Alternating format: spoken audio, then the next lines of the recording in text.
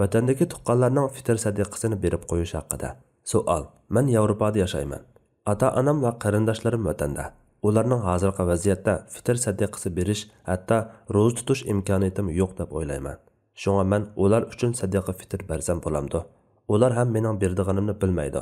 Agar berishim durust bo'lsa, ular uchun qaysi davlatdagi o'lcham bo'yicha beraman? Vatandagi o'lcham bo'yichami yoki Yevropadagi turayotgan yerimning o'lchami bo'yichami?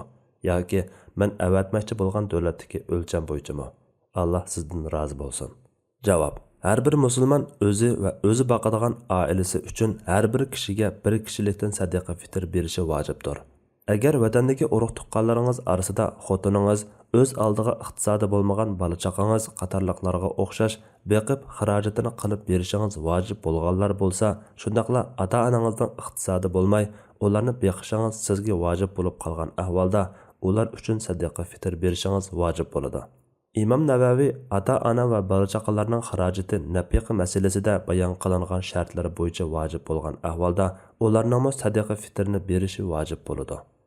Xarajatini qilish vojib bo'lmagan ahvolda sadaqa fitrni berish vojib bo'lmaydi deydi. Yatliq bo'lgan qizlarning sadaqa fitrini berish ularning erlariga vojib, sizga vojib emas. Qo'lida iqtisodi bor qarindoshlaringizning sadaqa fitrini berishmi sizga vojib emas. Lekin sadaqa fitrini berish sizga vojib bo'lmagan tuqqanlaringiz sizga sadaqa fitrini ular uchun yeningizdan berib qo'yishni topilgan bo'lsa, siz bersangiz albatta ado bo'ladi. Berishni topilmagan yoki berishda sizni vakil qilmagan ahvolda ular uchun siz berib qo'ysangiz ado bo'lmaydi. Chunki bu bir ibodat. Ibodat uchun niyat bo'lishi kerak. Bu ahvolda ikki yo'l bor. Biri, agar ular sizning ular uchun berib qo'yganingizdan xabar topib rozi bo'lsa, albatta bo'ladi. Yana biri, ular hozir sadaqa fitrini zulm va boshqa sabablar tufayli berilmaydigan bo'lsa, vaqtida ado qilmaganlik sababidan gunohkor bo'lmaydi. Keyin beralaydigan bo'lganda qazosini qilib beradi. Sadaqa fitrini beriladigan joy bahosi bo'yicha bersangiz bo'ladi.